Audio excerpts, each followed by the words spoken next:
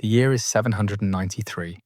On a small island off the coast of Northumbria, a place so remote the world has forgotten its name, a monk named Cuthbert wakes before dawn. He's done this every morning for 40 years. The same prayer, the same cold stone floor beneath his knees, the same rhythm of bells that have marked the hours since before he was born. But this morning, something is wrong. The birds have gone silent. He walks to the window of Lindisfarne Abbey, and in the grey pre-dawn light he sees them. Ships, long, sleek, moving through the mist like wolves circling prey. Their sails are striped red and black, their prows carved into snarling beasts. The Vikings have arrived, and what they're about to do won't just be recorded in blood and ash. It will rewrite the future of England, the church, and the entire medieval world. But here's what the history books don't tell you. The violence wasn't the worst part. What came after, the calculated cruelty, the systematic erasure, the way they turned holy men into trophies and sacred places into theatres of humiliation, that's what broke the soul of Christian England. The real question isn't your tolerance for darkness. It's whether you're prepared to witness the turning point where humanity failed, where mercy died, and where a civilization's screams were silenced forever. If you're drawn to the documented accounts that schools won't teach, the letters monks wrote in terror, the Viking sagas that bragged about their conquests, the archaeological evidence only now being unearthed, then liking and subscribing helps us uncover more of these buried truths. Now, back to that morning, because the bells have just stopped ringing. To understand what happened at Lindisfarne, you need to understand what it was. This wasn't just a monastery. It was the beating heart of Christian England. Founded in 635 by St. Aidan, Lindisfarne was where the faith took root in the north, where kings came to pray, where monks illuminated manuscripts, so beautiful they seemed touched by God himself. The Lindisfarne Gospels, still preserved today, were created here. Pages of gold leaf and lapis lazuli, prayers written in Latin and Old English. Art that took a lifetime to master, each letter formed with a precision that bordered on worship, each page a conversation with eternity. This was a place of peace. The monks had no weapons, they had no walls. The island itself was their protection, cut off from the mainland twice a day by the tide. They believed God would protect them, and for 158 years, he did. Brother Cuthbert, the one standing at the window watching those ships, had never seen violence. None of them had. The youngest monks, boys sent here at 12 or 13, knew only the rhythm of prayer bells, matins at midnight, lauds at dawn, prime, terce, sext, none, vespers, compline, the hours that divided their days into portions of devotion. They woke in darkness, they copied scripture by candlelight, they ate in silence, they slept on stone, and they believed, truly believed, that this life of suffering and discipline made them untouchable. That holiness was armour. But on June 8th, 793, the Viking longships beached on Holy Island, and the men who stepped off weren't soldiers. They were raiders, opportunists, farmers and fishermen who spent winters killing each other over frozen dirt and summers looking for easier prey. They had heard stories, whispered in Norse trade ports, carried by merchants who'd seen the coast of England, stories of a place where silver sat unguarded, where men knelt in prayer instead of standing with swords, where weakness was mistaken for holiness. To the Vikings, Lindisfarne wasn't sacred. It was a treasure chest with a cross on top. And the monks inside? They were obstacles, or toys. It didn't matter which. Brother Cuthbert watches the ship's beach. He counts them. 8, maybe 9. The mist makes it hard to tell. He sees men jumping into the shallow water, axes in hand, moving fast. He should run, warn the others, but his legs won't move, because somewhere deep in his mind, a thought is forming. A terrible, heretical thought that he'll carry to his grave. God isn't going to stop this. If this moment doesn't stir something in you, if the picturing of unarmed men in prayer, facing death at their doorstep, doesn't compel you to remember, then perhaps we've forgotten what our ancestors fought to preserve. That civilization hangs by a thread. That brutality requires no justification. That everything we hold sacred can vanish in one morning. But here's what cuts deeper. What followed the attack was somehow even darker. Stay with me, because what happened next was worse than the attack itself. The monks hear them before they see them, shouting, not in Latin, not in English, a language that sounds like gravel and ice, like something dredged up from the bottom of the sea. Brother Cuthbert finally moves. He runs through the stone corridors, his sandals slapping against the floor. He's shouting now, waking the others. 70 men live here. Most are old, some are boys, barely 14, sent by noble families to learn the scriptures. They gather in the chapel. The abbot, a man named Higbold, tells them to pray, to trust in God, that the strangers outside might be travellers, merchants, lost sailors seeking shelter. But when the doors swing open, the men who enter aren't lost. And the first thing the Vikings do isn't kill. They laugh, because what they see is absurd to them. Old men in robes, younger men clutching books like shields, an abbot named Higbold standing at the altar, crucifix raised high, speaking words in a language the raiders don't understand. One of the Vikings, his name is lost to history, but Norse sagas describe men like him, walks up to Higbold. He's calm, almost curious. He looks at the silver chalice on the altar, the gold reliquary holding the bones of St. Cuthbert, the jeweled cross that has hung above this place for generations. And he takes them, not violently, not with rage, just takes them, the way you'd pick an apple from a tree. When Higbold protests, when the old man reaches out to stop him, the Viking strikes him across the face with the flat of his axe. Higbold falls, blood on the altar, blood on the stone floor, blood on the white robes of the monks, who rush forward to help him. The monks freeze. And then the violence begins. The younger brothers try to run. They're pulled back by their robes, thrown to the ground.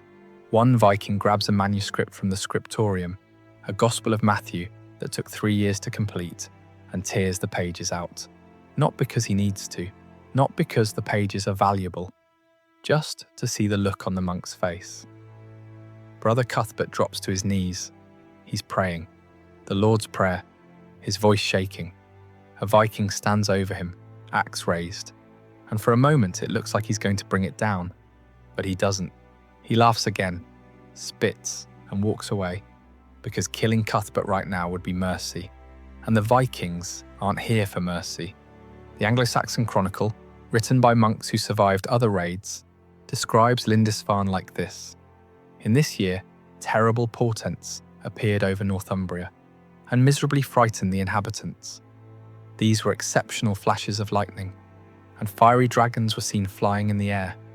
A great famine soon followed these signs, and a little after that, in the same year, on the 8th of June, the harrying of the heathen miserably destroyed God's church in Lindisfarne by rapine and slaughter.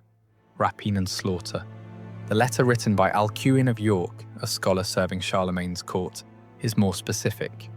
He writes to the Bishop of Lindisfarne, "Never before has such terror appeared in Britain as we have now suffered from a pagan race. The Church of St. Cuthbert is spattered with the blood of the priests of God, despoiled of all its ornaments. A place more venerable than all in Britain is given as prey to pagan peoples. Spattered with blood, the monks who don't run are stripped, not just of their robes, of their dignity. Vikings pull them outside and force them to watch as the abbey is ransacked. Manuscripts thrown into the mud. Pages that took months to illuminate, ruined in seconds. Chalices melted down for raw silver. Relics, bones of saints that pilgrims had travelled miles to venerate. Scattered like garbage. One Viking finds the library, shelves of books. He doesn't know what they are, can't read, doesn't care. He sweeps his arm across the shelf and watches them fall. Hundreds of hours of work, generations of knowledge, gone. Another finds the wine cellar, the communion wine. He drinks straight from the barrel, then smashes it. Red wine floods the floor, mixing with the blood already there. Some monks are drowned in the shallow tidal waters that surround Lindisfarne. held under until their prayers become bubbles. Others are taken as slaves, chained together, marched to the ships, young ones mostly, the ones who can still work. And some, this is the part that archaeology confirms, are displayed. Bodies left propped against the church walls, positioned kneeling, as if in prayer, a mockery, a message. The Vikings take the golden cross from above the altar, and one of them hangs it around his neck. He walks outside, stands in front of the remaining monks, and spreads his arms wide, mimicking Christ on the cross. The other Vikings roar with laughter. They're not just stealing, they're performing. Brother Cuthbert watches this.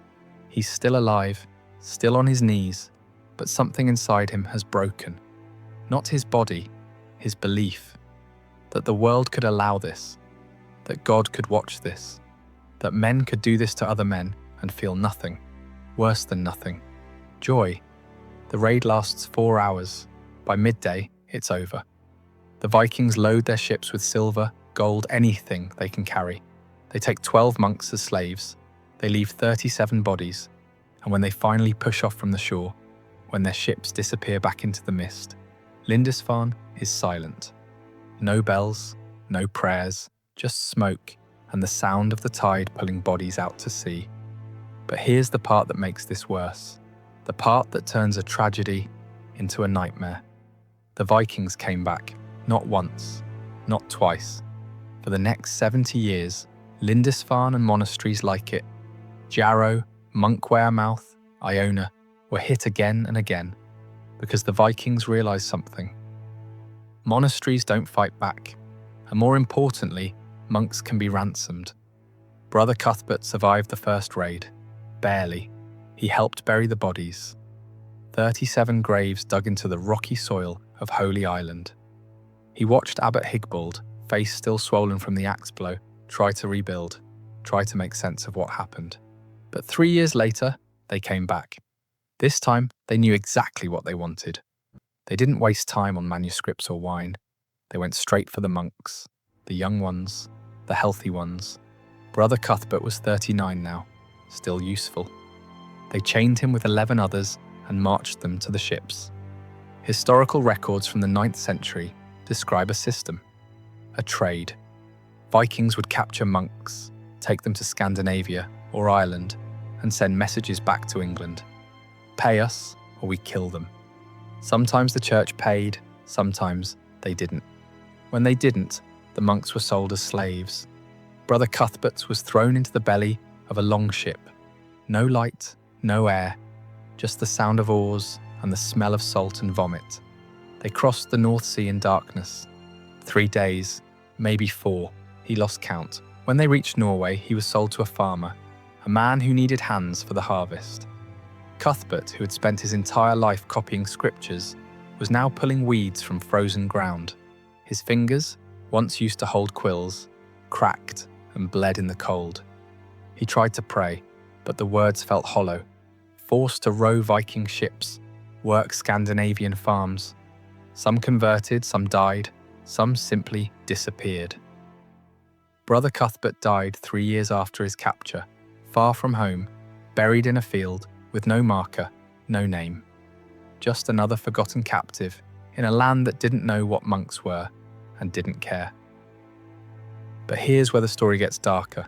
In 2017, archaeologists excavating a mass grave in Dorset, England, found the remains of 54 men, all decapitated, all young, all buried in the late 8th or early 9th century.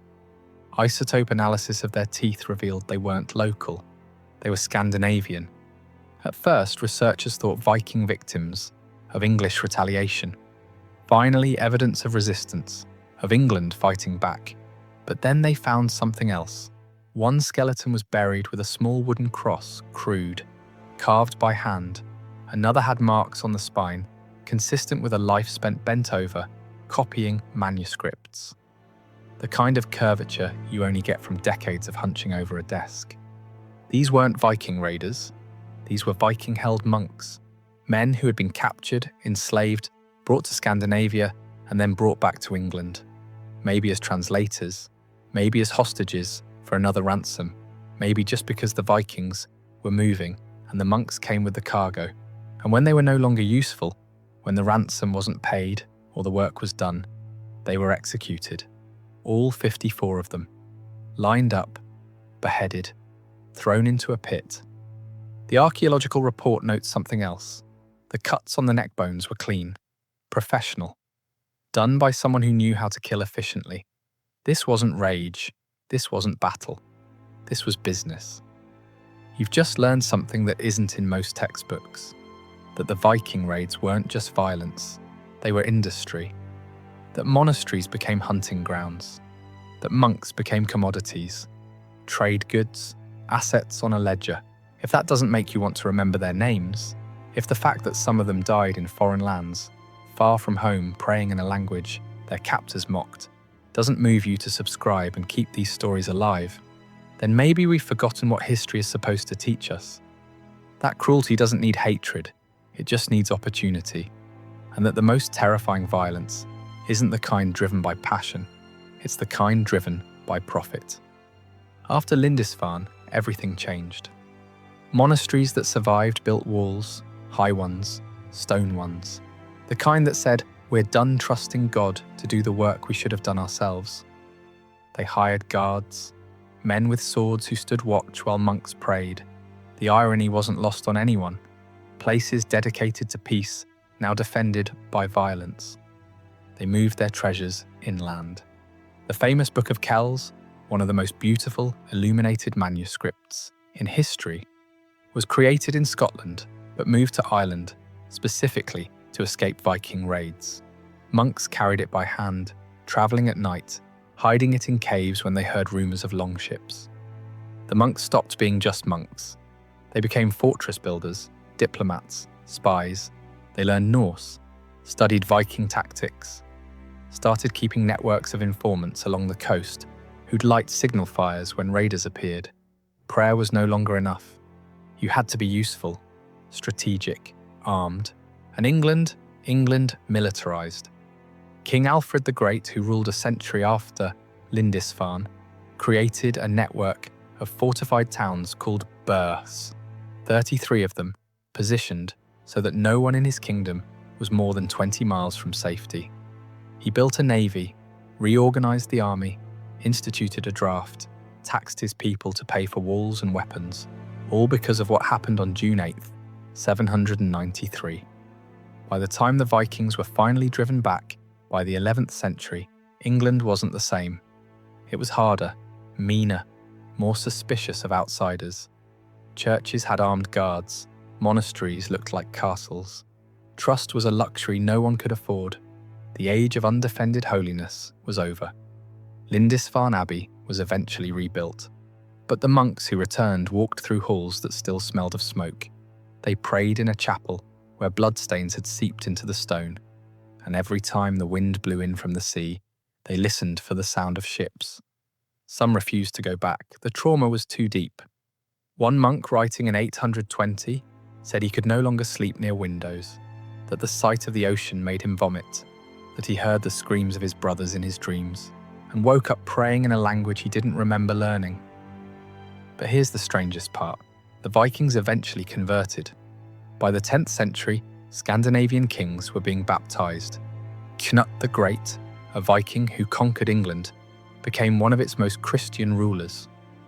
Viking settlements in England adopted the faith, built churches, funded monasteries. The raiders became rulers, the destroyers of churches became their patrons. Some of the men who burned Lindisfarne had grandsons who prayed there. But the trauma remained. A 12th century monk named Simeon of Durham wrote, "The sorrow of that day lives still in the hearts of those who remember. For the heathens poured out the blood of saints around the altar, trampled on the bodies of saints in the temple of God, like dung in the streets." Like dung in the streets. That's how survivors remembered it. Not as a battle, as a desecration, as the moment the world revealed itself to be crueler than they'd been taught, when faith proved not to be armor, when holiness proved not to be protection, when they learned that the only thing more dangerous than evil is assuming evil won't come for you. So why does Lindisfarne matter today? because it's a reminder that civilization is not a given, that the things we consider untouchable, schools, libraries, places of worship, can be destroyed in a morning by people who see them differently. The monks of Lindisfarne believed their holiness would protect them, that their books, their prayers, their peaceful way of life was immune to the chaos outside their walls. They were wrong. And the lesson isn't that faith is useless, it's that faith without preparedness is vulnerability. Brother Cuthbert, before he was taken, before he died in that Norwegian field, wrote one letter that survived. It was found in the 19th century, preserved in a monastery in York. He wrote it 3 months after the first raid, addressed to no one in particular. He said, "I do not know if God has abandoned us or if we have abandoned him. I do not know if our prayers were too weak or if the world is simply stronger than we believed. I know only that I watched men laugh while they killed, and that laughter, more than the blood, more than the screams, is what I cannot forget. That men could find joy in our suffering means the world is not what we were taught, and I do not know how to live in a world like that."